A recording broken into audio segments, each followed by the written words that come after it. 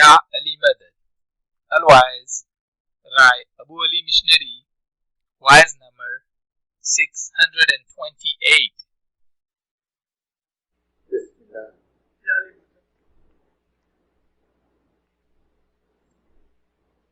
जनवरी की 7 तारीख को 7 या 8 बजे कलालय साहब ने भुज निरंजन शुरू किया था। पहला पाठ हुआ था। इसके 32 पाठ हैं। इसको छूरा भी कहते हैं, पाठ भी कहते हैं। आज मैं दूसरा छूरा बोलता हूँ।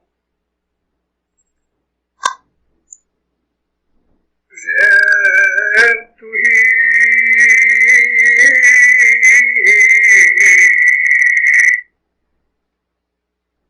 मारा सच्चा स्वामिया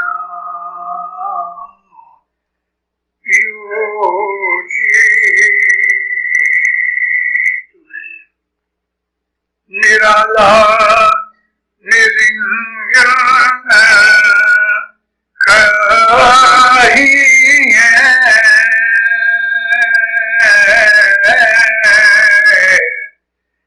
भाई निराला निरंजन कहीं निराली कहीं कुछ बात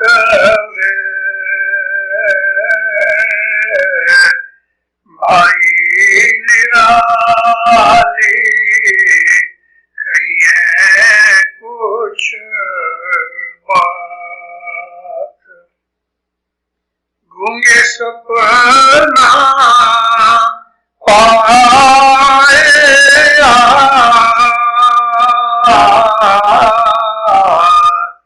भाई गूंगे सपना पाए समझ समझ पछतात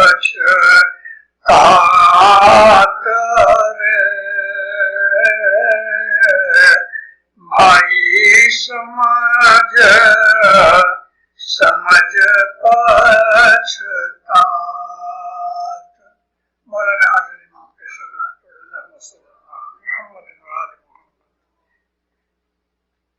ये पाठ लास्ट टाइम पढ़ के तो पाठ पूरा हुआ। मैं हर दफा इसको रिपीट करूंगा इंशाल्लाह।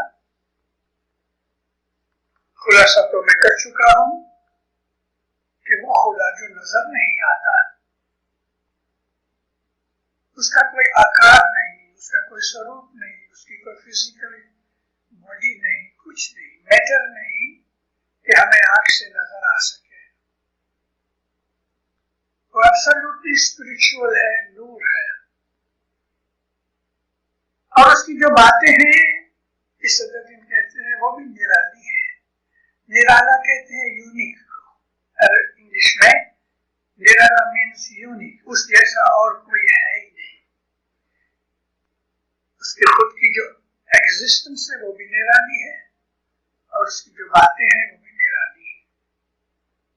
जब हमको उसकी समझ आती है तो पीर कहते हैं वो एक्सप्लेन नहीं हो सकता, इसलिए कि जो वर्ड्स हैं उनको कैरी नहीं कर सकते। ये ऐसी बात है कि जैसे किसी म्यूट आदमी को जो घूम रहा है, बोल नहीं सकता, उसको कोई बहुत अच्छा सपना आया है, अब वो बेचैन है कि ये मैं सपना सबको बोलूं, लेकिन क्या करे, बोल नहीं सकता। ऐसा ही वो समझ समझ के पछताता है अपने दिल में कि मैं किसी से शेयर नहीं कर सकता।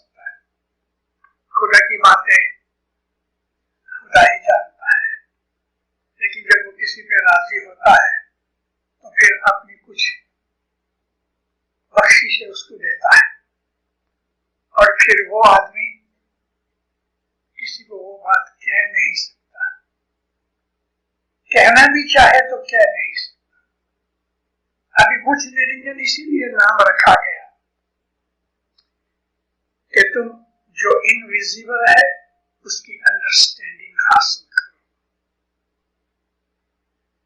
अभी दूसरा पार्ट जो है ना, उसमें बड़ी समझन जैसी चीज है।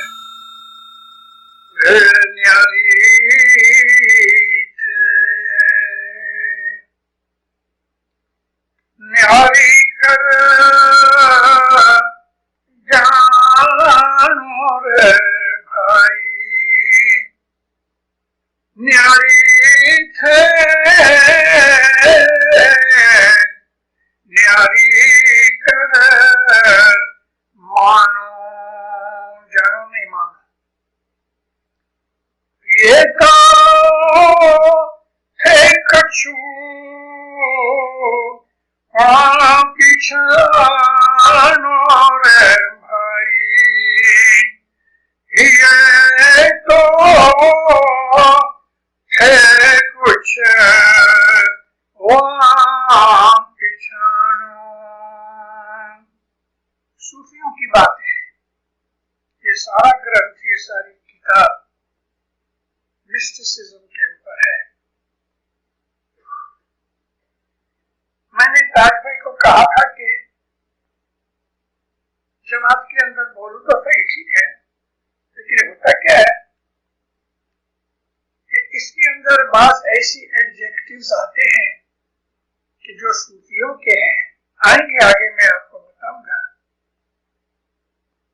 वो लोग कि जिन्होंने कभी कभी कुछ सूफीज्म या मिस्टिसिज्म की किताबें पढ़ी हैं और उनकी टर्मिनोलॉजी को जानते हैं, उनके लिए ये किताब बुझ निरंजन का ये शास्त्र समझना आसान हो जाता है। अब देखिए, ये कहते हैं कि जो न्यारी थे वहां, वो यहां भी न्यारी है। न्यारी का मतलब जो यूनिक है, जो सब जैसे नहीं है। जैसे कि मंसूर, सारी दुनिया में आज तक करोड़ों जो इंसान पैदा हुए, मिलियंस ट्रिलियंस आए, लेकिन मंसूर जैसा कोई ना होगा। इस तरह के और भी बहुत से लोग पैदा हुए हैं। 1000 बरस पहले जलालुद्दीन रूमी करके एक बड़े सूफी हुए, आज 1000 बरस हो गए, सारी दुनिया में रूमी जैसा कोई पैदा ना हुआ। कलंदर बू अली पानीपत में रहते थे, उसका नाम उमर था, सुन्नी थे। पानीपत इंडिया में बॉम्बे से दिल्ली से 100 माइल के करीब है। तो पानीपत में पैदा हुए, उमर नाम रखा गया, सुन्नी थे। लेकिन जब खुदा राजी होता है और खुदा नजर डालता है तो समंदर में से मोती निकलते हैं। एक रात को सोए थे, ख्वाब में मौला अली का दीदार किया। अब ये दीदार यूं ही नहीं हुआ, इबादत करते थे, नेक थे, वजीफे करते थे, तस्बीह करते थे, खड़े खड़े इबादत करते थे। एक रात अली का दीदार हुआ, कहा देख मैं अली हूं। और आपने मौला मुर्तजा अली ने इसके सर पे हाथ रखा, इसको बख में लिया, हाथ किया, और जब छोड़ा तो इसके बदन से अली की बू आती थी।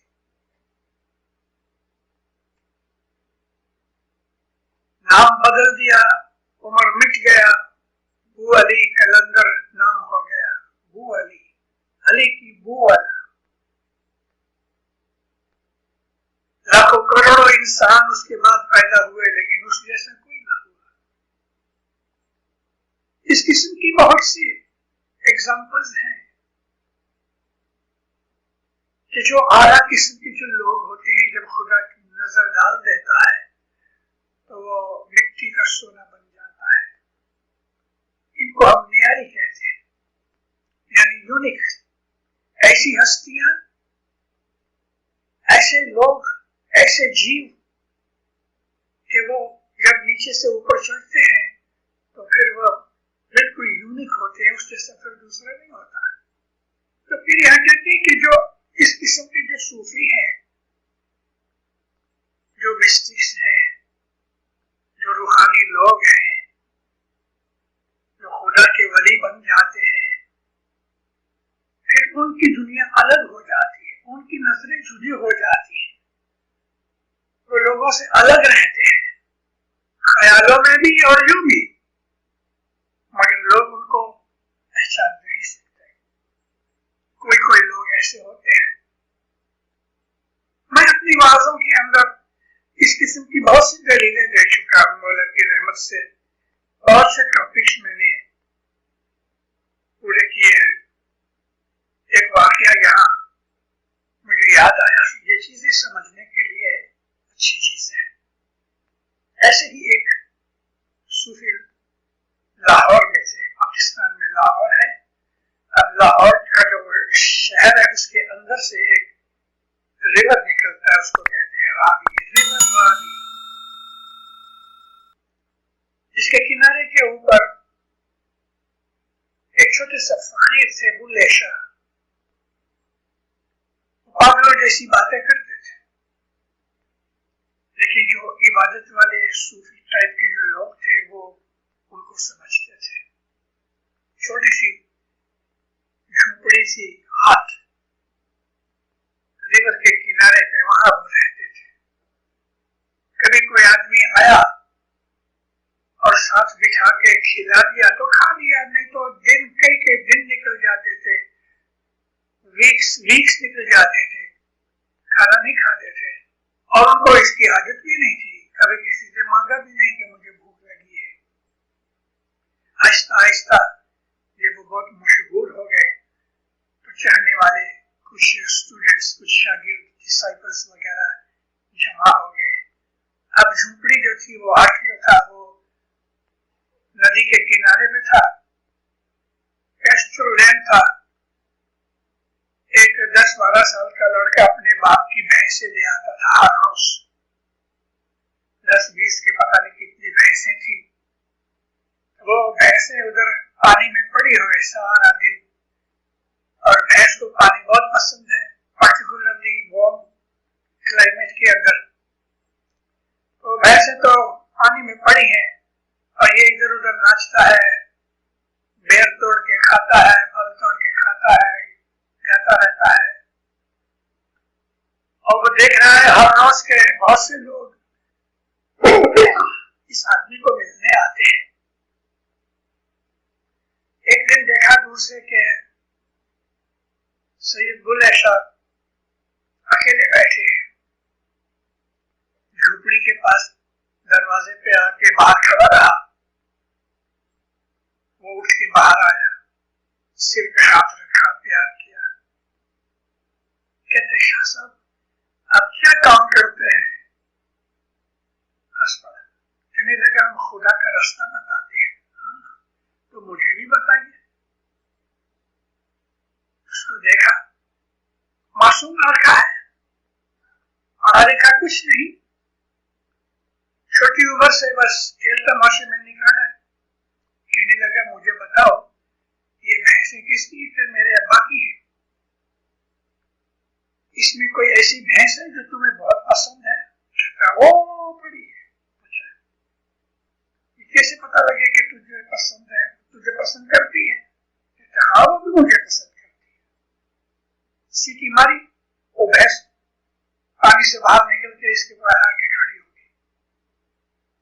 कहने लगे वाह वाह, देखो बेटा तुम इस भैंस के साथ प्यार करो, इसकी बहुत खिदमत करो, इसका बहुत ध्यान रखो, फिर हम तुमको एक दिन खुदा का रास्ता बताएंगे।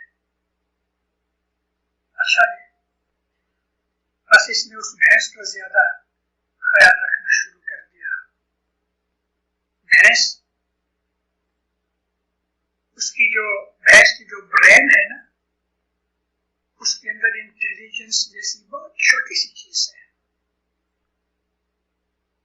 लेकिन फिर भी उसने इंसान के प्यार को, लव को रिसीव एक्टिव बन गई प्यार की। भैंस के ऊपर भी प्यार ने असर किया। ये खड़ा हो तो दूध देवे, अगर ये दूर है तो दूध नहीं देवे, ये बुलावे तो भागती चली आए कि वो उसका हुक्म माने, इसको प्यार करे। 6 महीने गुजर गए। एक दफा अपने शागिर्दों के पास कंपेनियंस पे बैठे बातें चीतें कर रहे हैं, कहने लगे वो यार 6 महीने पहले वो लड़का इधर भैंसों वाला, अब क्या हाल है उसको पूछो तो सही। तो एक आदमी उठा, उसने लड़के को बुलाया। लड़के की आंखों में फर्क पड़ गया, नजदीक आया, दरवाजे की झोपड़ी का जो दरवाजा था बाहर खड़ा रहा, कहते आओ बेटा आओ, अंदर आओ। पीछे निगाहें की हुई हैं, हाथ जोड़े खड़ा है, आओ अंदर आओ। कहते मेरे सींग बहुत बड़े हैं, मैं अंदर नहीं आ सकता। सींगड़े बड़े हैं, मैं अंदर नहीं आ सकता। सींगड़े तो नहीं है। फौरन खड़े होकर कहने लगे ये लड़का तैयार हो गया। मैं आपको एक बड़ी सटल चीज कह रहा हूं, समझाता। अब वो लड़का है, इंसान है, सींगड़े नहीं, लेकिन वो महसूस करता है कि मेरे सींगड़े बड़े हो गए हैं, मैं अंदर नहीं आ सकता। क्या है, कौन सी चीज फर्क पड़ गई? वो भैंस के साथ प्यार करते करते करते खुद को भैंस समझने लग गया। उसको दिमाग हमारी दुनियावी नजर से बिगड़ गया। इसमें ऐसी बहुत सी चीजें आई कि लोग कहेंगे पुत्र तेरा बिगड़ गया है, दीवाना हो गया है। वो दीवानगी लोगों के लिए है, मगर उस दीवानगी के अंदर जो खुदा ताला की चमक है वो कोई नहीं जानता। बाहर निकला, लड़के को गले लगाया। अब उसको इसने आज़म दिया कि देखो बेटा तुम ये भैंस का नाम है। अब उसको ये नहीं कहा कि खुदा का नाम है, देखो ये तेरी भैंस का ये नाम है।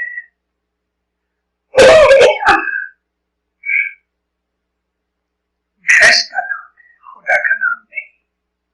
लेकिन इसी नाम, हालांकि वो खुदा का नाम है, भैंस में खुदा ताला की क्रिएशन है, लेकिन उसने क्रिएटेड और क्रिएटर इन दोनों को एक बना दिया।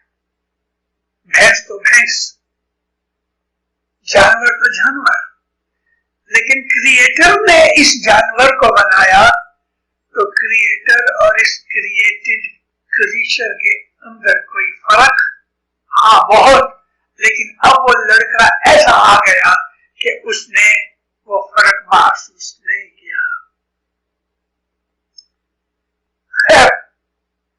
उसको लाइन पर लगा दिया। बात क्या है समझने की? ये जो क्रिएटर है वो सारी क्रिएशन के अंदर मिक्स हुआ है।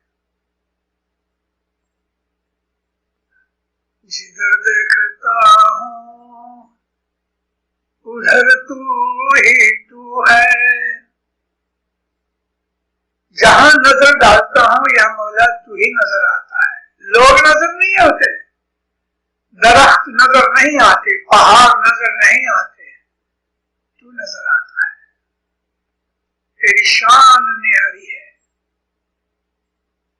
इसलिए भी सदरुद्दीन बाबा कहते हैं कि जो न्यारी इस दुनिया के अंदर जो न्यारे हैं, यानी वो कि जो खुदा की शान को समझते हैं और लोगों जैसे नहीं है, वो वहां भी न्यारे हैं।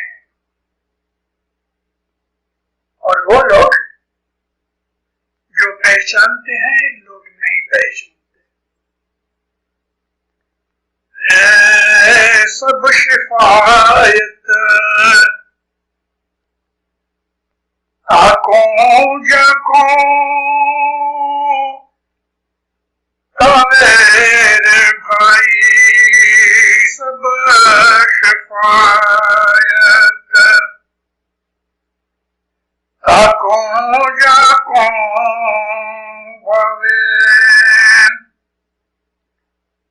सो शफायत गुण वेदंत वादंत कहा मेरे भाई। पेंशे सो शफायत गुण वादंत कहावे। अब खुदा ताला की जो जात है वो वाहद है। वाहद कहते हैं अकेला, यूनिक, उस जैसा कोई ना हो, और उसका नाम है वहादत। अभी ये जो वहादत है कि खुदा अकेला है, यूनिक है, ये इस्लाम का प्रिंसिपल है। इसलिए हर चीज उसके अंदर फना होती है, मिट जाता है उसका खुद का एग्जिस्टेंस। खुद को मिटा के खुदा के अंदर मिल जाना, ये भी वहादत है। उस वहादत के अंदर पहुंच जाना चाहिए। और शिफायत जो है वो रसूल की है। शिफायत का मतलब है रिकमेंड करना। शिफायत का मतलब यह है कि खुदा के हुजूर में उसके इंटरसेशन करना। नबी इंटरसेस करेंगे, या मौला तू रहीम है, इसके गुनाह बख्श दे, इंसान है। ये जो इंटरसेशन है ये इस्लाम का बड़ा प्रिंसिपल है, और खसूसी तौर पे इस्माइली तरीके में यही इंटरसेशन है जो हर रोज हम यहाँ जमा खाने में आके हम कहते हैं तो वो बंदू गुनहगार गत बख्शे, शाप पीर बख्शे। ये इंटरसेशन है, उसमें गत भी है, शाप पीर आती है। तो इधर ये जो शफायत है, जितनी भी शफायत रसूल अकरम सल्लल्लाहु अलैहि वसल्लम करते हैं वो सब शफायत कौन वहादत का आगे, कुन वहादत। जिस तरह से कुन फयाकुन, खुदा ताला कहता है मुझे ख्याल हुआ मैं क्रिएट करूं, मैंने कहा बी एंड मैंने कहा हो जा, उसको कोई प्लान बनाने की जरूरत न पड़ी। तो इसी तरह से जो शफायत है वो नबी की है और वहादत है वो अल्लाह की है। ये दो चीजें अगर समझ में आ जाए तो मिस्टिसिज्म, सूफीइज्म का एक बहुत बड़ा नुक्ता हाथ में आया। नबी की शफायत, अल्लाह की वहादत, और इस वहादत के अंदर अपने आप को मिटा देने की बात करते हैं। इस रास्ते के अंदर जब हम खुदा के मुतालिक सोचते हैं तो उसके हजारों स्वरूप हैं। मैंने अभी आपको कहा कि जिधर देखता हूं उधर तू ही तू है, हर जगह नजर आता है। और अगला पाठ यही डिपिक्ट करता है, रूप अनूप अनेक दिखावे भाई, रूप अनूप अनेक दिखावे।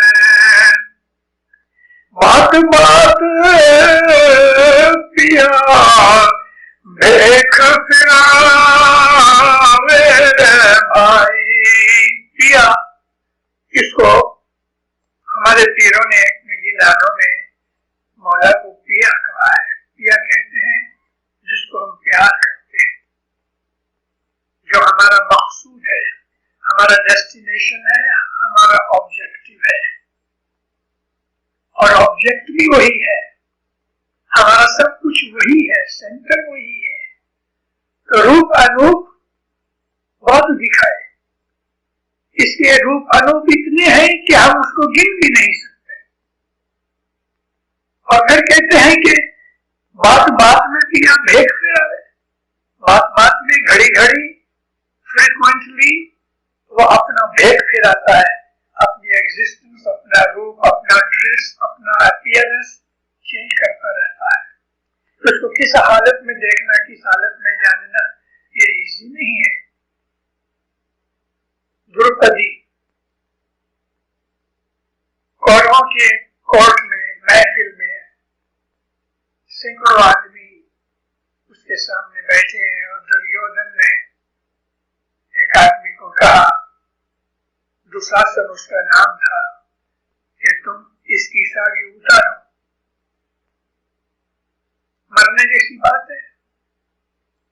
उसने साड़ी उतारनी शुरू की, खींचता रहा, साड़ी को आओ 6-7 गज यार्ड की साड़ी हो गई, बहुत 10 यार्ड हो गए, लेकिन यहाँ सैकड़ों हजारों यार्ड निकल गए, साड़ी खत्म ही नहीं होती। थक गया, छोड़ दिया। द्रौपदी की इतनी लंबी साड़ी, सारी कोट भर गई। और वो द्रौपदी को जब ये सजा दी गई तो वो अंदर रो रही है, हे मौला, कृष्ण वो जमाने का ऑब्जेक्ट था, इनका अवतार था, नूर था, उसको याद कर लिया। रिश्तेदार भी होती थी, रिलेशनशिप थी, लेकिन भगत भी थी। हे मौला, मेरी लाज रख, मेरी शर्म रख, मेरी मदद कर। अब उसको रो रही है और याद कर रही है, हे मथुरा के धनी, मथुरा एक शहर है जहां कृष्ण राज करता था। हे मथुरा के धनी, तू जल्दी आ। हे मधुबन में घूमने वाले, नाचने वाले, तू जल्दी आ। जुदे जुदे अलग अलग तरीके से उसको याद करके रही। हे वैकुंठ धनी, वैकुंठ यानी बहिष्ठ का मालिक। आखिर उसकी सब तारीफें करते करते मुंह से निकला, हे प्राणनाथ, हे मेरी जान, मेरी मदद कर। तो सामने आके खड़ा हुआ, कहाँ गए थे तुम? कितनी देर से मैं तुम्हें याद कर रही हूँ। मैं क्या करूं? तुम मुझे मथुरा में भेजती थी, तुम मुझे मधुबन में भेजती थी, तुम मुझे वैष्णव में भेजती थी, क्यों ना कहा मेरी जान, मेरे प्राण? मतलब कहने का क्या था कि इसके साथ जीतना इजी नहीं है, क्योंकि उसके स्वरूप में हिसाब है। जो कुछ भी कहो वो वही है। किसी को एक रूप में दर्शन दिया, किसी को दूसरे रूप में दीदार दिया। बात बात में वो अपने भेष अपीयरेंस बदलाता रहता है। इन्हें दोता वह बुत कहीं भाई, जाको दो शफायत सोई। इसको ढूंढने के लिए बहुत कुछ करना पड़ेगा। खुदा ऐसा नहीं है कि याद किया तो फौरन मिल गया, वो बड़ा मुश्किल है, उसका रास्ता भी मुश्किल है, लेकिन उसको नबी करीम की शिफायत से मिलना इजी है। वास्ता चाहिए बीच में मोहम्मद का, पीर का वास्ता देते हैं। इसीलिए हम अपनी इबादत के अंदर रसूलुल्लाह की हदीस के ऊपर अमल करते हैं। नबी फरमाते हैं कि तुम जब दुआ मांगो तो मेरा वास्ता डाला करो, यानी ऐ खुदाया मोहम्मद के वास्ते मेरी दुआ कबूल कर। और यही बात हमारी मज़हब में है कि हम पीर परसादी कहते हैं वास्ता। हम इस परसादे को समझे नहीं। पीर परसादे, नर जे परसादे, नर यानी इमाम की तुफैल, इसके वास्ते, और पीर का तो वास्ता यानी पीर की तुफैल, पीर के वास्ते मेरी मुश्किल आसान कर। सुबह का सतारा निकलता ना, तो उस सतारे के अंदर हम दुआ में आते हैं, बेतुशल के सतारे में तस्वीर निकालते हैं सतारे की, फिर हम कहते हैं या मौला सतारे जो प्रसादे मजलिस की बेनती कबूल कर। पीर का नाम तो भूल गए, सतारा हम हमने डाला है बेनती के लिए, सतारे का प्रसाद नहीं होवे, सतारे का वास्ता नहीं होवे, वास्ता पीर का होता है। या मौला पीर के वास्ते, पीर के प्रसाद सतारे की बेनती कबूल कर। हमारे बहुत से किनारों के अंदर इस तरह से है कि नर जे प्रसाद पीर बोलिया, पीर जे प्रसाद पीर बोलिया, और खासतौर पे सैयदा इमाम बेगम के गिनारों के अंदर ये पीर का वास्ता बहुत है। तो नबी का जो वास्ता है वो हमारे लिए एक रास्ता है। जब भी दुआ पूरी कर लो तो कहो कि मौला पीर के प्रसाद मेरी दुआ बेनती कबूल कर। हमारा काम बेनती करना है। तो यहाँ भी पीर कहते हैं कि सदर माँ बाप के उसकी जो शिफायत है वो शिफायत से हमें लाभ मिलेगा। जा में जा इसम की हो रे भाई, जा में जा इसम की हो, कहे अरूप वत होई सोए,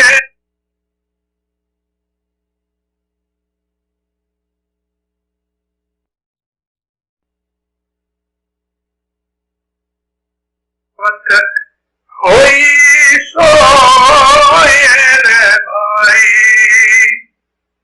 जान में जान फारसी लफ्ज है। जान कहते हैं जान को, हमारी लाइफ को, जीव को। और जान का दूसरी भी मतलब है वहां। तो यहां ये है कि जान में जान, जिस बात के अंदर, जिस शरीर के अंदर, जिस जगह पे हमारी जान बैठी हुई है, यहाँ जान बैठने का मतलब उसको मोहब्बत करते हैं तब वो मिलता है। अपनी जान में उसको जान बना डालो, यानी कि हमारी जो जान है ये हकीकत में वो है। माँ अपने बच्चे को प्यार से कहते नहीं मेरी जान तुम फिक्र मत करो मैं बैठी। यह माँ की जान बच्चा है, वो माँ की जान है, यानी कि माँ उसको इतना प्यार करती है। और खुदा ताला हमारी जान है। हमारा जो जीव है वो खुदा ताला ने पैदा किया है। हज़रत इमाम के एक फरमान में है कि soul is created but it is eternal। जीव को एक दफा मौला ने पैदा किया है लेकिन उसको ये दर्जा दिया है कि वो एटर्नल है, फिर मिटता नहीं, मरता नहीं। और कहे अलूप तब हो ही सही है। अलूप कहते हैं छुप जाना, अलूप कहते हैं गायब हो जाना, अदृश्य हो जाना। और वो जो परवरदिगार है वो है लेकिन अलूप है, मतलब कि आंखों से दिखता नहीं, वो अलूप होता है मगर हर जगह मौजूद है। और उसके इस खेल तमाशे में कि कभी वो जाहिर होता है, कभी छुप जाता है। जिसको पेशमत ने एक बड़े अच्छे तरीके से कहा है, शैल छबीला सुनो बेला मैया तो मन विच लाओ मेरे साहिब अब तेरी मोहब्बत लगी। शैल छबीला जो घड़ी छुप जाता है, कभी दिखता है कभी नहीं दिखता, कभी ये रंग है कभी वो रंग है, इसका समझना इजी नहीं। एक सूफी ने एक गाना गाया है, बेचारा मर गया 2-3 साल पहले। दूसरों फतेह अली खान, वो सूफी था, अली का आशिक था, अली के लिए बहुत कुछ बोला है लेकिन अल्लाह की शान में भी कुछ बोल रहा था। एक दफा उसने खुदा को कहता है कि तुम एक गोरख धंधा हो। खुदा को कहता है गोरख धंधा यानी पजल, हो भी और नहीं भी, समझ नहीं आती कि तुम क्या हो। यही वो चीज है कि जो कि सदरुद्दीन यहाँ माँ बाप फरमा रहे हैं कि ऐ मौला तू कभी अलूप हो जाता है, कभी जाहिर हो जाता है। रब जहां तफसीर जहां रे भाई, इतना अच्छा लफ्ज़, ऐसे अच्छा, मजा आ गया। तफसीर जहां, कुरान शरीफ को समझना कहते हैं तफसीर, तफसीर कहते हैं इंग्लिश में इंटरप्रिटेशन।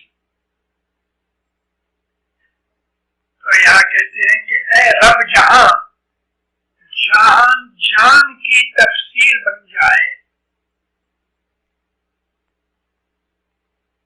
यानी इंसान की जो जान है वो हकीकत में रब की शनाख्त है। रब जहां तफसीर जहां होई, बुझे बुझन हारा कोई, इस चीज को समझने वाला कोई है। तफसीर जहां, मैं इसमें कुछ एक्सप्लेनेशन देना चाहता हूं। तफसीर अरबी में समझ को कहते हैं, और जान की समझ जब खुदा बन जाता है कि हमारी जान क्या है, हमारी लाइफ क्या है। मौलाना मुर्तज़ा ने फरमाया कि जो शख्स ने अपने आप को पहचान लिया, उसने खुदा ताला को पहचान लिया। खुदा की शनाख्त करने के लिए खुद की शनाख्त करो पहले। सब कुछ अंदर है, अंदर पहाड़ है, दरिया है, समुद्र है, सूरज है, चांद है, जो कुछ भी सारी खुदा की क्रिएशन में है वो सब हमारे अंदर है। सुबह की इबादत इसलिए दी गई, वो तो सिर्फ एक रास्ता बताने के लिए है। सुबह की इबादत काफी नहीं, दिन के और भी वक्तों में थोड़े थोड़े टाइम के बाद इबादत करते रहते हैं। आज की दुनिया के लिए ये बुर्ज निरिंजन का रास्ता बराबर नहीं है, इसलिए बराबर नहीं है कि सब लोग नहीं कर सकते। धंधा भी करना है, बच्चे बड़े करने हैं, माँ बाप को संभालना है, दुनिया रखनी है, टेलीविजन देखनी है, सिनेमा जाना है, ये सब बहुत शौक भी करने हैं, खाना पीना भी है, कपड़े लत्ते भी है। उनके लिए ये रास्ते नहीं है। ये रास्ता उनके लिए है कि जिनको सिर्फ वो चाहिए, और उसको अगर चाहना है तो बाकी सब कुछ छोड़ना पड़ेगा। तफसीर जान ये है, जब वो एम बन जाता है, जब वो ऑब्जेक्ट बन जाता है, जब वो हमारी डेस्टिनेशन बन जाता है, तो फिर बाकी की सब चीजें अधूरी रह जाती है। रहता है दुनिया में जेली की तरह, एक प्रिजनर की तरह, मगर उसके ख्यालात सब वहां होते हैं। सूफी और जो मिस्टिक्स जो है, उनकी जिंदगी पढ़नी चाहिए, उनके हालात पढ़ने चाहिए, ताकि हमें पता लगे कि हमारा मजहब क्या है। रे तू ही मेरा साचा साइया,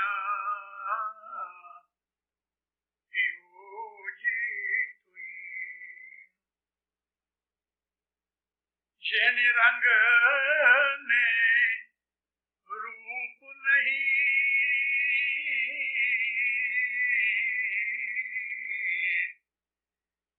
भाई जने रंग ने रूप नहीं, नहीं कुछ नाम ने ठाम रे, भाई नहीं कुछ नाम ने ठाम। सो गुप्त प्रगट भय, ए भाई सो गुप्त प्रगट भय, लाख धरो तिस नाम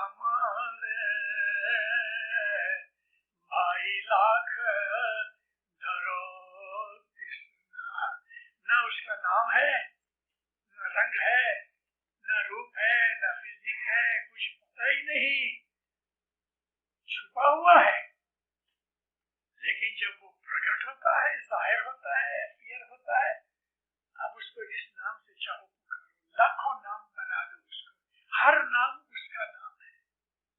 अल्लाह ताला कुरान में कहता है खुदा के बहुत से नाम है, किसी भी नाम से उसको याद करो, रहमान कहो, रहीम कहो, रब कहो, खालिक करो, कुछ भी कहो, वो अकेला है, वो हमारा महबूब है, वो हमारा माशूक है, वो हमारा स्वीट हार्ट है, वो हमारी जान है, वो हमारी जिंदगी का मकसद है, वही सब कुछ है। हम उसके अंदर फना हो जाए, ये पूछने सुखी आबाद रहो, मौला आपकी नेकुमतें पूरी करे, हकीकती समझ देवे, अपना इश्क मोहब्बत देवे, अपनी समझ देवे, दीन और दुनिया के अंदर आपकी मदद करे, बदियों से, बुराइयों से, गुनाहों से, खराबियों से, शैतानियत से बचा के रखे, मौला हर नेक उम्मीद पूरी करे और अपनी शक्ल दिखाए, अपना नूर दिखाए, अपना रंग दिखाए, अपना आप दिखाए, आपके दिलों को मौला अपने मोह से भर दे। सुखी आबाद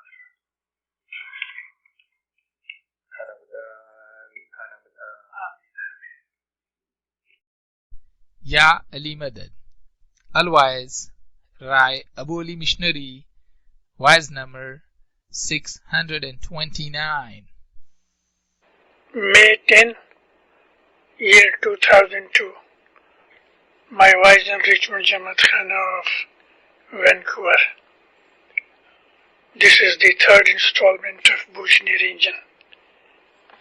Ya Ali Madad.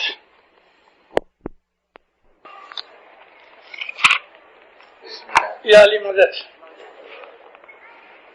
जिंदा रहो। भुजनी रंजन के 30 पार्ट हैं,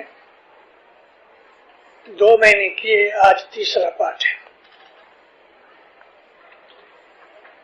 देखें जब कभी खत्म होती है, लेकिन आज के पाठ में बड़ी भेद की बातें हैं। भेद यानी मिस्ट्रीज। इस सदरुद्दीन ने,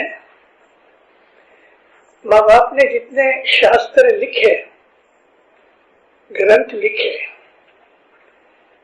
उसमें 2 किताबें टॉप मोस्ट हैं। मैंने लास्ट टाइम इंट्रोडक्शन में कहा था, एक गिरभावली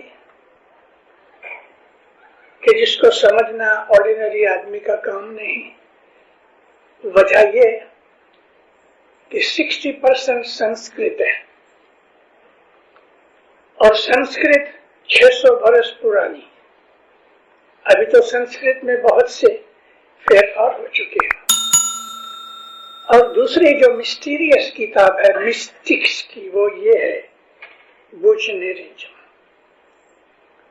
इसमें ऐसी चीजें हैं कि जो ऑर्डिनरी आलिम लोगों को भी इस्लाम में या सूफीज़म में खबर नहीं है। तो मैं लिंक कायम करने के लिए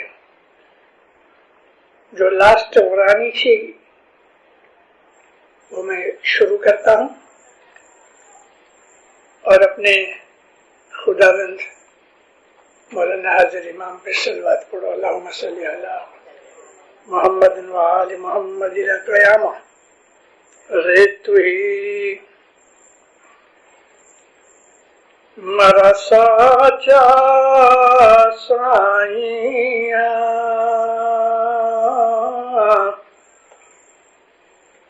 एऊ जी तू ही जेने रंग ने रूप नहीं,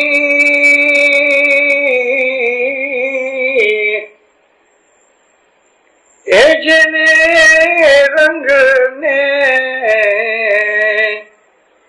रूप नहीं, नहीं कुछ नाम ने ठाम रे भाई नहीं कुछ नाम ने ठाम सो गुप्ता प्रगट भया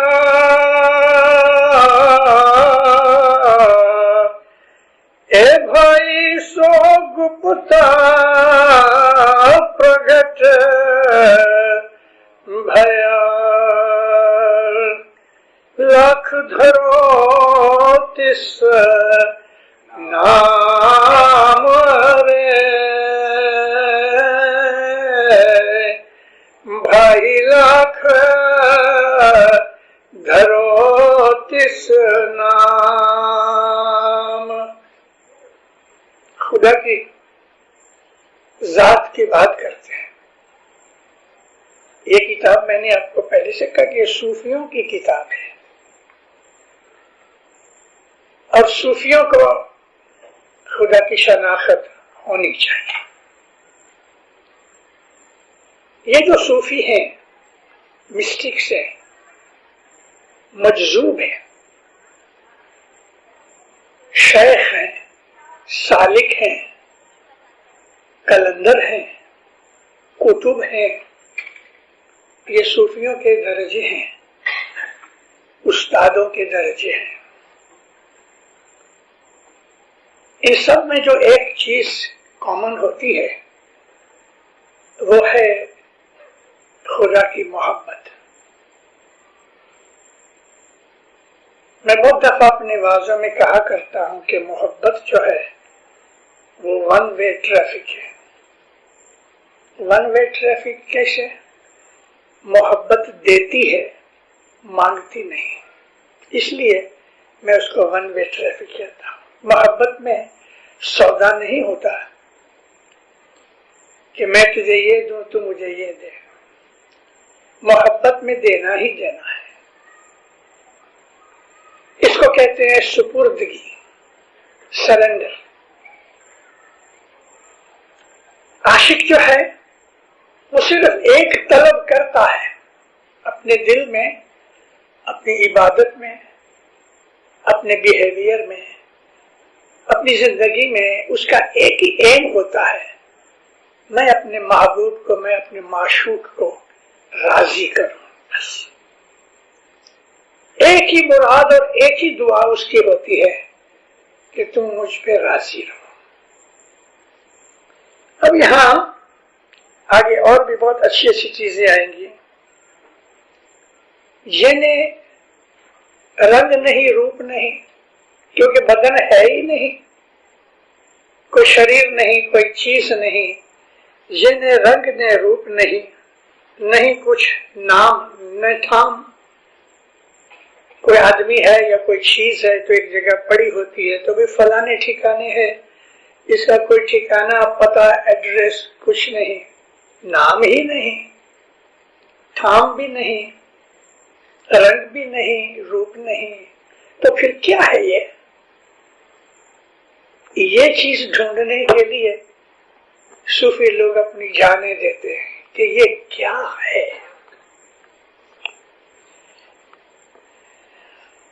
सो गुप्ता प्रगट भया, वो छुपा हुआ है, समझ के बाहर है, लेकिन उसने देखा कि मेरे बंदे जो हैं वो मजबूर हो गए हैं, यानी मुझे ढूंढ नहीं सके।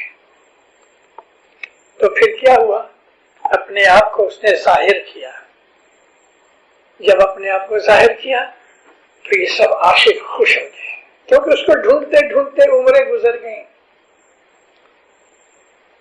स्वामी को ढूंढते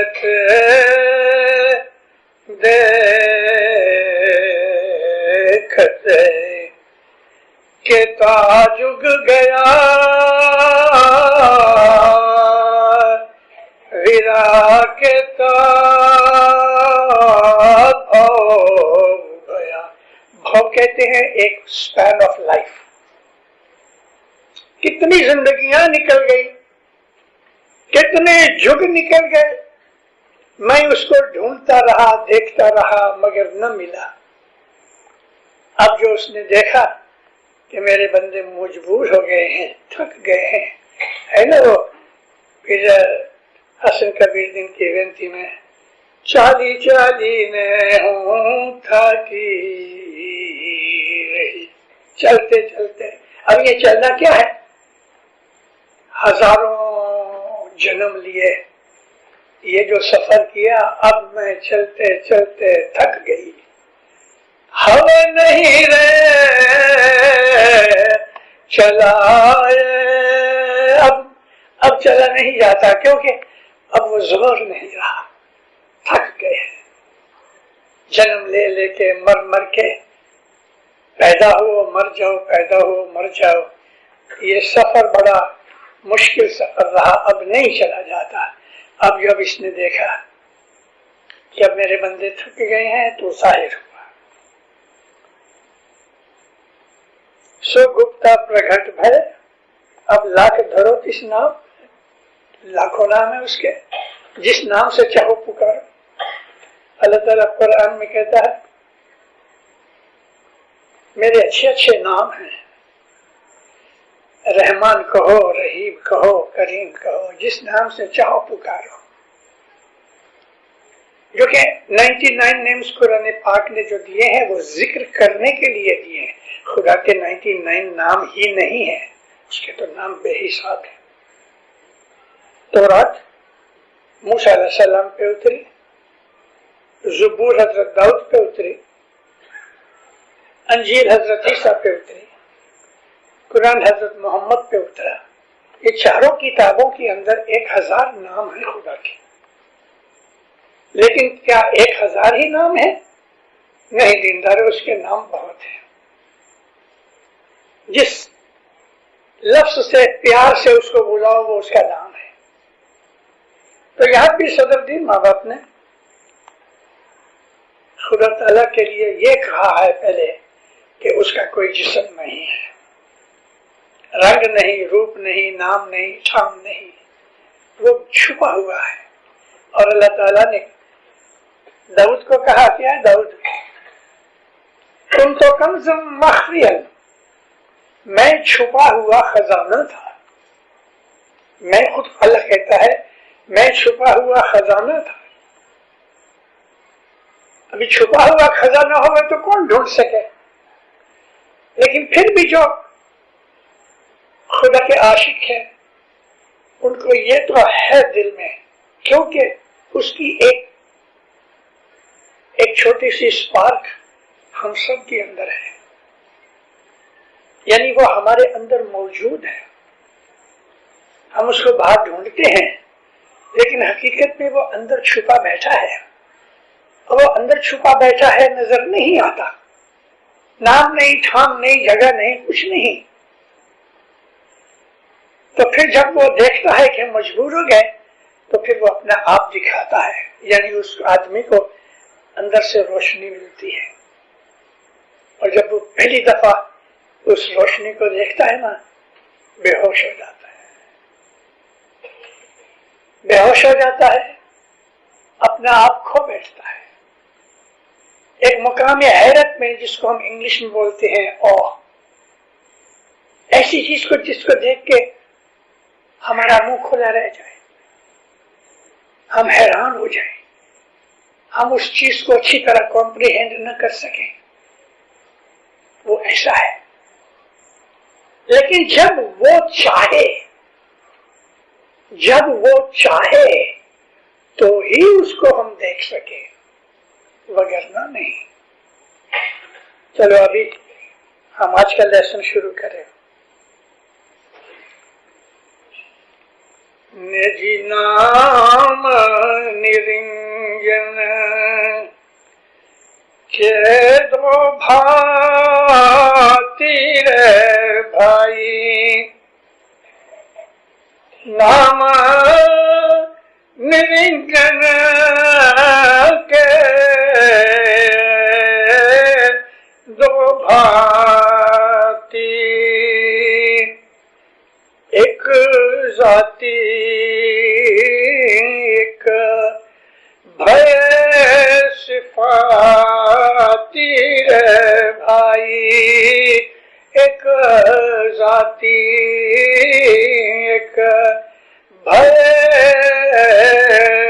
सिफाती। अब ये फिलॉसफी आम मुसलमानों को पता नहीं है। हाँ, जो सूफी और आलिम हैं वो इसको जानते हैं। खुदा ताला के दो किस्म के नाम हैं।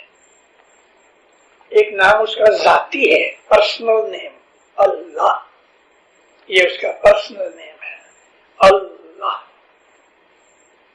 इसी तरह से उसके दूसरे नाम जो है वो सिफाती नाम है, जिसको हम इंग्लिश में एट्रीब्यूट्स कहते हैं। करीम, रहीम, रब, वदूद, ये सब उसके सिफाती नाम है। ये उसकी सिफतें हैं, ये उसके एट्रीब्यूट्स है। वो रहम करता है इसलिए रहीम है, वो हमें पालता है, रब है। ऐसा ही मांगे बगैर बख्शिशें दे देता है, रहमान है, वहाब है। तो ये जो उसके जाती नाम है और सिफती नाम है। नाम निरंजन के दो भांति, एक जाती एक भय सफाती। अब इसमें उत्तम सब कहीं जाती, दो किस्म के नाम है। तो कैटेगरी के हिसाब से सिफाती ऊंचे हैं कि जाती ऊंचे हैं। तो फिर सदरुद्दीन फरमाते हैं कि जो उसके जाती नाम है ना, पर्सनल नाम, वो उत्तम है। अली भी जाती नाम है। उत्तम सब कहीं जाती और भय सब नाम सिफाती। ऊंचा नाम जो है, उसके पर्सनल नाम जो है ना, वो ऊंचा है। दूसरे तो एट्रीब्यूट्स हैं, और उन एट्रीब्यूट्स में से खुदा ने अपने जो सिफाती नाम है उनमें से थोड़े नामों में से एक एक स्लाइट, एक ड्रॉपलेट निकाल के इंसानों को दिया है। जैसे कि खुदा तो रहीम है, लेकिन इंसान के अंदर भी रहीमपन है। मर्सी कहते हैं ना, इंसानों के अंदर भी खुदा ताला ने ये सिफत रखी है, अपनी रहमत की एक ड्रॉपलेट्स, एक स्पार्क इंसान में भी है। माँ में रबूबियत है, माँ रब है, और माँ का जो प्यार है ये भी उस खुदा ताला के वजूदियत है, प्यार करने की शक्ति है। मगर जो उसके जाती नाम है वो किसी को नहीं दे सकता, क्योंकि वो उसका पर्सनल नाम है। अब जित पिया इनान कहाया, तित जाहिर नाम इसम धराया रे भाई। जित पिया, पिया यानी हाजरी में, मशहूर नूरानी हालत में अल्लाह, उसने जो अपना नाम आकर हमको बताया, जित जहां और तित वहां, जाहिर नाम इसम धराया।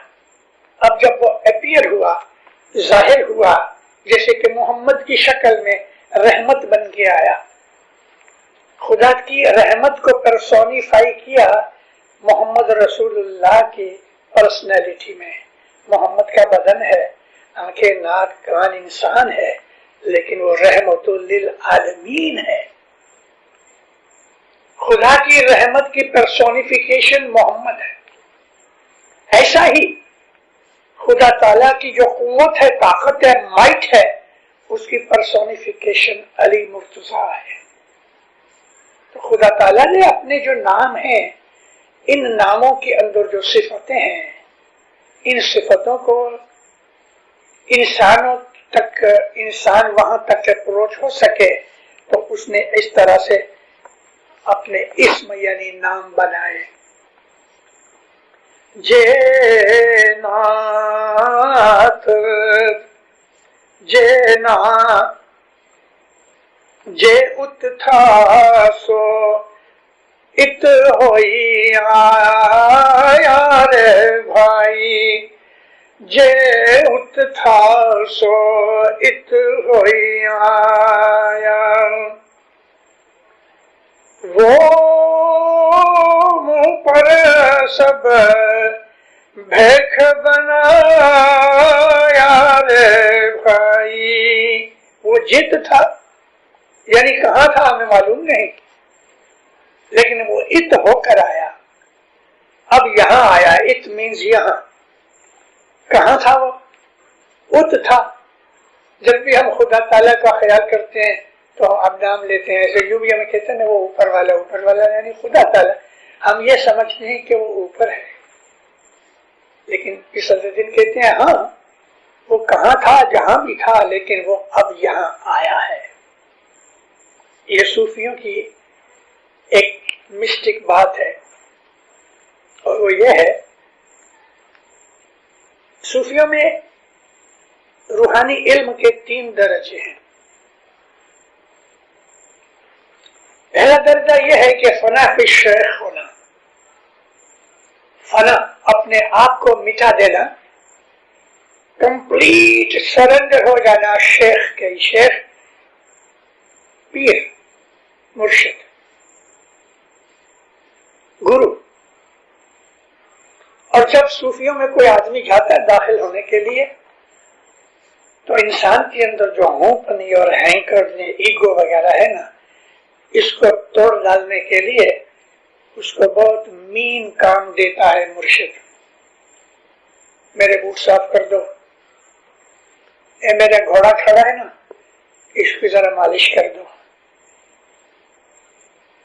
अब वो आदमी अगर ये समझे कि ये तो मेरे घर का नौकर करता था, मुझे करने पड़ेंगे, तो वो भाग जाता है, क्योंकि उसका ईगो अभी तक मिटा नहीं, और मुर्शिद ईगो मिटा डालता है। मैंने आपको लास्ट टाइम जिक्र सुनाया था कि जलालुद्दीन रूमी के अंदर जो होपनी थी, उसको जलील करने के लिए, उसको हम्बल बनाने के लिए, ह्यूमिलेट करने के लिए, उसको शम्स तबरेज ने, मुर्शिद ने कहा मुझे शराब पीनी है, मुझे शराब चाहिए। अब वो सुन्नी आलिम आदमी, शरीयती आदमी, शराब का नाम भी उसकी जबान पे ना आवे, उसको मुर्शिद कहते हैं मुझे शराब ला दो। गया और एक बोतल में शराब भरी, बेचने वाले को कहा ये लकड़ी के किनारे पे इसको बांध दो। क्यों? वो शरीयत पना था ना कि शराब की बोतल को मैं हाथ भी ना लगाऊं, इसलिए लकड़ी के किनारे पे बांध के ऐसा रखा, यानी उधर बोतल पीछे लटक रही है, बदन के साथ नहीं लगती। और इन 4 रस्ते के ऊपर चौक पे बोतल गिर पड़ी, टूट गई, शराब की बू फैल गई। अब ख्याल करो, इमेजिन करो, 1500 आदमी है और बीच में सारी दुनिया का मशहूर मौलवी जलालुद्दीन रूमी पसीना पसीना हो गया, शर्म के मारे मुंह नीचा हो गया। जलालुद्दीन रूमी शराब पीते छुप के, उसकी जो बढ़ाई थी, उसका जो नाम था, मिट्टी में मिला दिया। शम्स तबरेज ने देखा कि अब बहुत हो गया। उस वक्त अगर जमीन फट जाती तो उसमें कूद पड़ता। शम्स तबरेज ने आके क्या है क्या है क्या है, कहते में थोड़ी सी शराब, कुछ ड्रॉप्स बाकी थे। लोग कहने लगे कि शराब पीते, देखो इतना बड़ा मौलवी शराब पीता। उठा के सूंघ के कहते हैं तो गुलाब का अतर है, ये गुलाब का पानी है, तो अरग के गुलाब। लोगों ने सूंघा तो गुलाब की खुशबू आने लगी। माफिया मांग के चले गए, इज्जत बचा दी और खुद गुम हो गए। तो शेख जो है ना, जो मुर्शिद होता है, उसके सामने हमारी इज्जत, हमारी बढ़ाई, हमारी ईगो, होपनी वगैरह कुछ नहीं, मिलिया मेट कर देता है, मिलिया मेट कर देता है। गिनान इसमें एक पाठ आएगा, उस वक्त बताऊंगा, लेकिन फिर भी मैं आज कहता हूं। और देखो, मैं इशारे में बात करूंगा, आप समझ जाओ। इसमें एक पाठ है कि दुल्हन 16 श्रृंगार करती है। बात कही है दुनिया की, लेकिन उसके अंदर रूहानियत छुपी हुई है। जब वो पाठ आएगा ना, उस वक्त मैं ज्यादा इलेबोरेट करूंगा। सदरुद्दीन कहते हैं कि दुल्हन ने 16 श्रृंगार किए हैं, कई दिनों से मेहंदी लगाई है, कई दिनों से हार श्रृंगार में पड़ी है। अभी दुल्हन तैयार हो गई, निकाह हुआ और दूल्हा उसको लेके रूम में गया। सदरुद्दीन कितने अच्छे तरीके से खुदा की मिलन की बात करते हैं। कई महीनों तो नहीं, लेकिन कई वीक या कई दिनों से तैयारी करी हुई ये दुल्हन जब दूल्हा के सामने जाती है तो उसका हार श्रृंगार कपड़े चूंथ डालता है और वो कंप्लीट सरेंडर हो जाती है अपने दूल्हा के।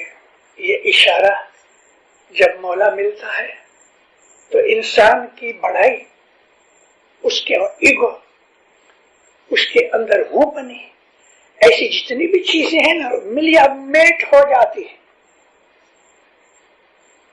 एक ट्रेंड किए हुए कुत्ते की तरह वो अपने मालिक के कदम में पड़ा रहता है।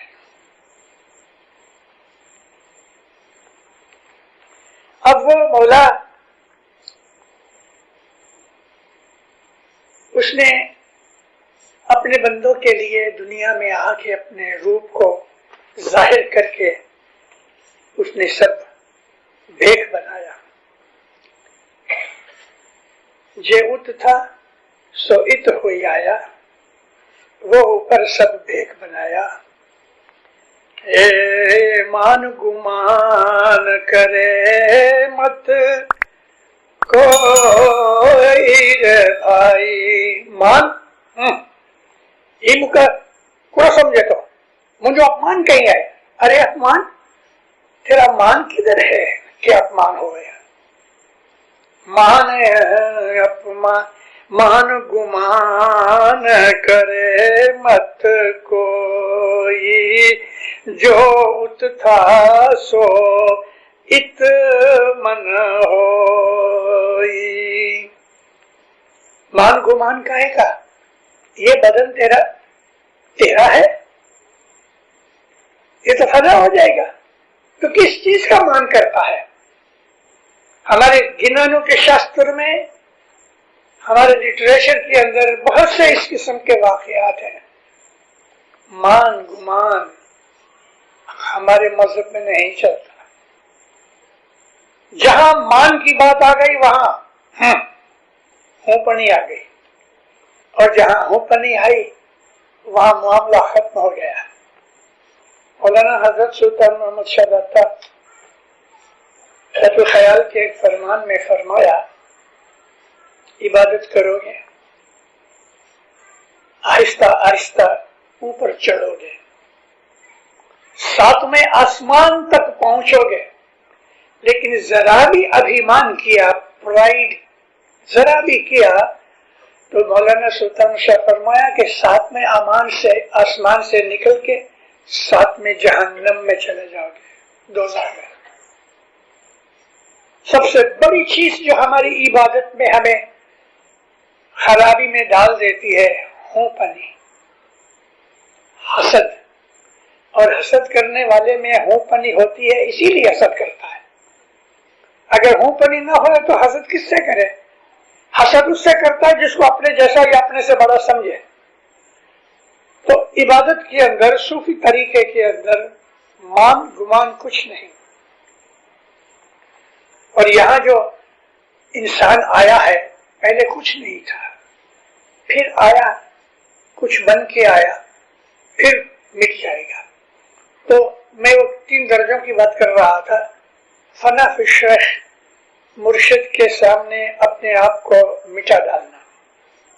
फिर है फना फिर रसूल, रसूल की नूर की शनाख्त में अपने आप को फना कर देना, और आखिर में आता है फना फिल्लाह, अल्लाह की जात में फना हो जाना। तो यहां मुर्शिद से मुराद हमारा पीर है। मोहम्मद भी पीर है, लेकिन मोहम्मद के नूर से सृष्टि बनी, और खुद हम भी मोहम्मद के नूर में से पैदा हुए हैं। सिर्फ हमारा जो रूह है ना, वो खुदा ने डायरेक्टली खल्क किया। यहाँ पीर माँ बाप का कहना यही है कि जो तुम वहां थे, यहाँ आए हो, वापस वहां पहुंचना है, तो तुम्हारे अंदर मान गुमान नहीं होना चाहिए। हो ही रहा होवे फन सोई रे भाई, ए लखिया मिटे न कोई रे भाई। हो ही रहा ते फना सोई, जो है वो नहीं, यानी जो मौजूद है। कहने का मकसद ये है कि जो है ना, वो मिट जाने वाला है, फना हो जाने वाला है, कुछ नहीं रहेगा। हमारे बाप दादा कहाँ चले गए? हमारी जिंदगी के सामने हमारे बहुत से यार दोस्त, सगे कुटुंबी चले गए, कभी नजर ही नहीं आए। तो पीर का कहना यह है कि जो है वो नहीं है, हकीकत में नहीं है, क्योंकि वो फना हो गया, और कुछ भी हो ही रहा सो फना सोई, ए लिखिया मिटे न कोई। ये लॉ है कि जो है वो नहीं है, मिट जाने वाला है। कुल्लो मन अलैहा फान, हर एक चीज जो है, हर एक चीज मिट जाने वाली है, क्योंकि वो मखलूक में आती है। सिर्फ एक बारी ताला की जात बाकी। लॉ है कि जो है वो नहीं है, मिट जाने वाला है। कुल्लो मन अलैहा फान, हर एक चीज जो है, हर एक चीज मिट जाने वाली है, क्योंकि वो मखलूक में आती है। सिर्फ एक बारी ताला की जात बाकी रहेगी। ए सब आलम गैब कावे, ए सब आलम गैब कावे, जापा की जात कहीं ना जावे। ये जो कुछ भी आलिम है, यूनिवर्स है, दुनिया है, जो कुछ हम देखते हैं, ये हकीकत में आलिम गैब है।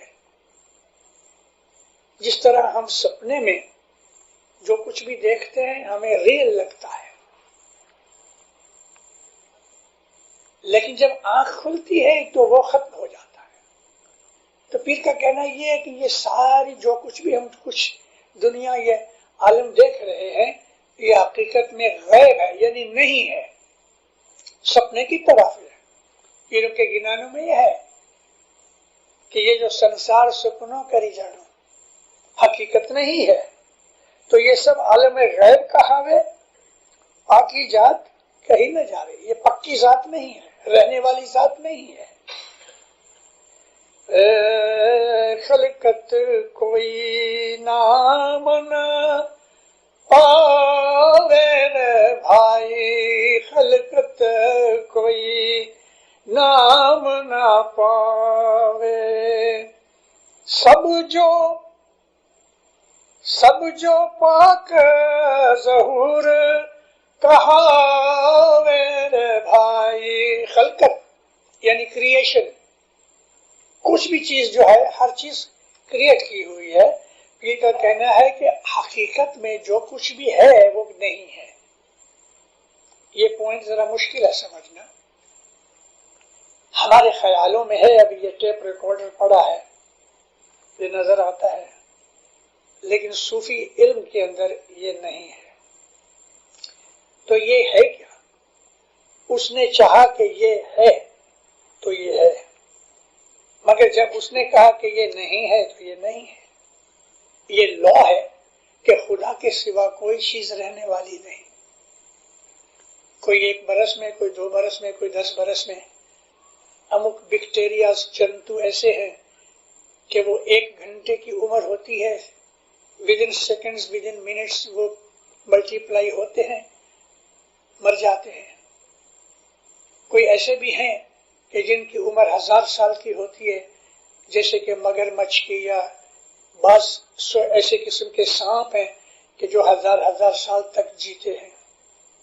या हम पहाड़ देखते हैं तो 10-20 हजार के लाख बरस पहाड़ की भी उम्र होती है।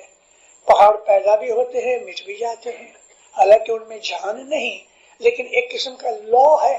वोल्केनोस आते हैं, नए पहाड़ बनते हैं, और धरती कंप आते हैं तो पहाड़ मिट जाते हैं, जमीन में चले जाते हैं। मैं एक दफा लंदन से निकला, मैंने पढ़ा हुआ था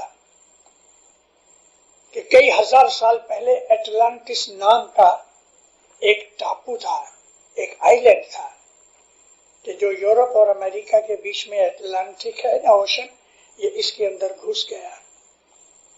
दिन का वक्त था, 12 बजे दोपहर के, और बिल्कुल उस दिन शांत हुआ था। शायद मौला को मुझे दिखाना होगा, तो वल्ला बिल्ला नीचे एरोप्लेन में से नीचे उसके आसार नजर आते थे, यानी पानी के अंदर जमीन दिखती थी। ये एटलांटिस आइलैंड था कि जो जमीन में धरती कंप, अर्थक्वेक की वजह से सारा आइलैंड पानी के अंदर चला गया। यानी खुदा ताला हजारों किस्म की मखलूकात पैदा करता है और हजारों तरीकों से उनको मिटा भी देता है। वो ये दिखाना चाहता है कि देखो ये सब चीजें मैंने बनाई हैं, इसलिए सिर्फ मैं अकेला ही रहूंगा, बाकी कोई चीज रहने वाली नहीं है। ये सारा ये थीम है इसका। वो जो कुछ भी जाहिर होती है वो इसलिए जाहिर है कि खुदा ने इजाजत दी है। मैं अगर इस वक्त खड़ा हूं तो खुदा की मर्जी है कि मैं आपके सामने बोल रहा हूं।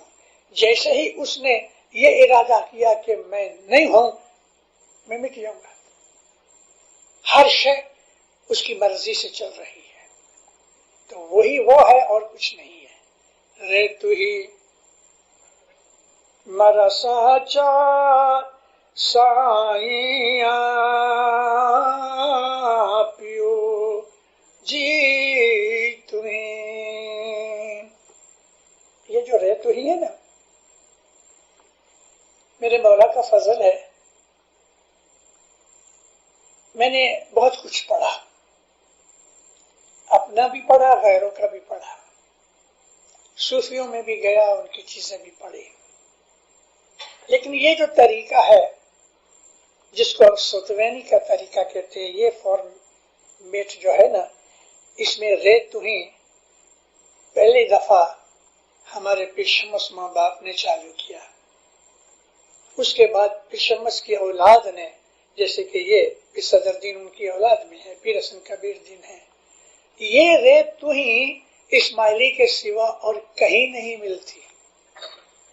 एक स्कॉलर ने इसके ऊपर थीसिस लिखा कि ये बुज निरंजन है, वो बाद सूफियों ने बनाया है और खोजों ने उसको पीर सदरुद्दीन का नाम लेके अपना बना लिया है। उसकी बहुत बड़ी भूल है। उसने पीर शमस का या उसके बाद के जो उनके पीर नसीरुद्दीन, पीर साहिबुद्दीन और दूसरे पीरों के हालात देखे नहीं कि ये जो रे तुही का जो लफ्ज है ये कहीं नहीं इस्माइलियों के सिवा, ये पीरों के शास्त्र की एक हकीकत है। ए मौला, तू ही तू है, तू मेरा सच्चा मालिक है।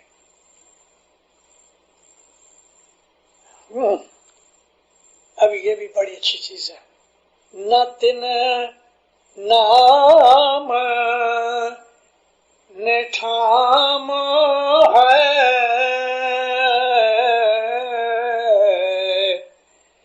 भाई ना तिन नाम ने ठाम है, ना बिन नाम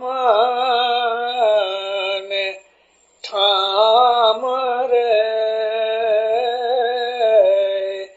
भाई नाथ बिन नाम ने ठाम। जो लो कहिए भाई जो लो नाम न कहिए, ते सब वाके है नाम रे भाई, ते सब वाके है नाम। कैसी भाषा लगाई सदरुद्दीन ने। न उसका कोई नाम नहीं, न उसका ठाम है, लेकिन वो बिन नाम भी नहीं, बिन ठाम भी नहीं। सूफी मजहब की ये चीजें आसानी से समझ नहीं आती। अब कहते हैं उसका नाम नहीं, ठाम नहीं, फिर कहते हैं वो बगैर नाम के नहीं है, यानी कि नाम है, बगैर ठाम के नहीं है, ठाम भी है, तो फिर है क्या? ये खुदा ताला की जो सूफियों को बख्शिश दी हुई है, उसकी असल जात छुपी हुई जात है, जिसको कोई समझ नहीं सकता। पहले ही पाठ में यह आता है कि पीर पैगंबर भी गोता मार मार के थक गए, इसको समझ ना सके। जिसको ये चाहे उसको समझ दे। हम 10, 20, 25, 50 बरस तक इबादत करते रहे, शायद हमें कुछ न मिले। और इमाम के हुजूर में ये बातें गई भी हैं। बाबा फरमाया सब्र करो, जब वो चाहेगा देगा। तो बात तो हमारी नहीं है कि हम इबादत करते हैं हमको नूर नजर आ जाए, नहीं, हमारी बात ये नहीं है। तो हमारा क्या है? दरवाजे के ऊपर भिखारी आता है, आजिज़ी करता है, देना ना देना मालिक का काम है, यही बात उसकी है, उसकी। खुदा ताला जब किसी पे राजी होता है तब उसको अपना आप दिखाता है। तो कैच क्या है यहां? वो राजी होवे, तो फिर उसको राजी करो ना। खाली बैठ के कुछ नहीं होता। और बहुत सी बातें हैं, झूठ बोलता हूं, अस्तगफिरुल्लाह, मिसाल देता हूं आपको, और सुबह इबादत करता हूं, तो क्या मैं उसको दगाबाजी दे रहा हूं? कुछ वो तो सब जानता है। उसने कहा झूठ ना बोल, और मैं झूठ बोलता हूं, और सुबह कहता हूं तू मुझे नजर आ। बदियां बुराइयां मेरे में बेहिसाब हैं, तो मैं किस मुंह से उसको कहूं कि तू अपना आप दिखा? उसको देखने के लिए पवित्रता, पाकीज़गी, प्योरिटी चाहिए। प्योरिटी मन की भी चाहिए, तन की भी चाहिए। गंदे जिस्म वाले आदमी के दिल के अंदर भी गंदगी रहती है। इसलिए हर मजहब में हमको पाक रहना, प्योर रहना, बदनी तौर पे, जिस्मानी तौर पे, फिजिकली हम क्लीन रहने बहुत जरूरी है। और मैं आपको चलो बोलता हूं फिर भी कि हम बहुत दफा वॉशरूम में जाते हैं, क्या सब कुछ हम पाक होके आते हैं कि गंद भी साफ लाते हैं? ये चीजें हमें हमारी रूहानियत पे असर करती हैं। पसीने से बदन बू मारता है, कपड़े पहन के जमात खाने में चले आए, थोड़ा इतर लगा दिया तो लोगों को बदन की बास ना आवे, लेकिन इसको तो आती है।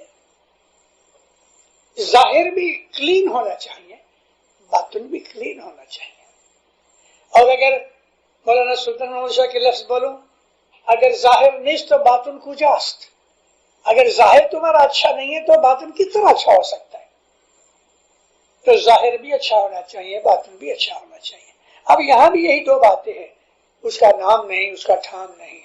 फिर कहते हैं वो नाम बगैर नहीं है तो ढूंढो, ठाम बगैर भी नहीं है तो ढूंढो। तो फिर क्या कहते हैं कि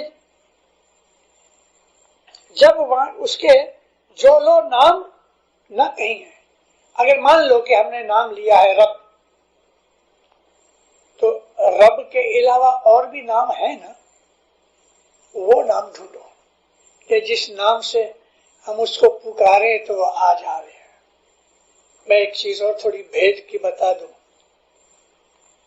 जिक्र कर चुका हूं कई वाजों में। अल्लाह ताला बारी है, अल बारी, क्रिएटर ऑफ द सोल। हमारी रूह को वो पैदा करता है,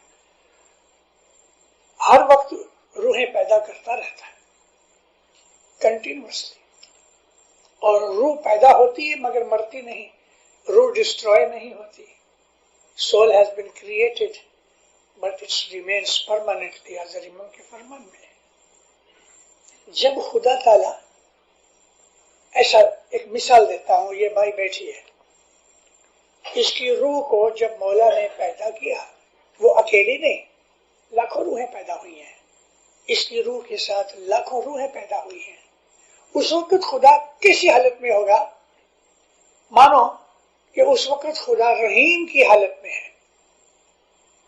जब वो रहीम पने में है और उसने लाखों रूहें पैदा की, तो इस रूह का ताल्लुक खुदा के रहमत के साथ है, इसका कनेक्शन उधर है। अब जो इसको ये पता होवे तो रहीम रहीम रहीम रहीम का विरद करे, जिक्र करे, तो ये जल्दी से ऊपर चले। हमारे रूह का क्या नाम, ये तो कोई ढूंढ नहीं सकता। लेकिन जब मौला हमको सबसे पहला बोल देते हैं, पहली दफा जो आदमी 16-18-20 बरस के बाद पहली दफा बैतुल ख्याल में गया और फर्स्ट टाइम उसने इमाम के पास जाके बोल दिया, ए मोमिनो, वो जो पहला बोल है वो तुम्हारी रूह का नाम है। क्योंकि खुदा ताला ने तुम्हारी रूह को उस वक्त पैदा किया था कि जब वो इस हालत में था जो पहला बोल है, पहले बोल का नाम है। जैसे मैंने मिसाल दी है कि रहीम, खुदा ताला रब पने में है और रूहें पैदा कर रहा है, तो उन रूहों का नाम रब के साथ मिलता है और उसके साथ उसका ताल्लुक।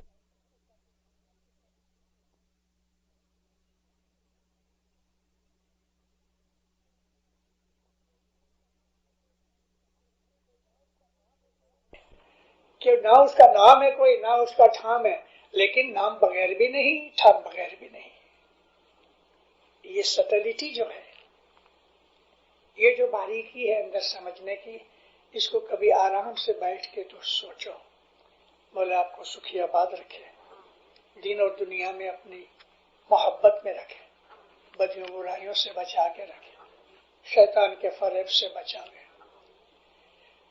मौलाना हज़रत इमाम आपको अपने नूर से दौरवानी देवे, हमेशा हमेशा सही रास्ते पे रखे और हिम्मत देवे कि हम उसको ढूंढ सके। मौला आपको हमेशा खुशी और आबादियां दे, सुखी आबाद रहो।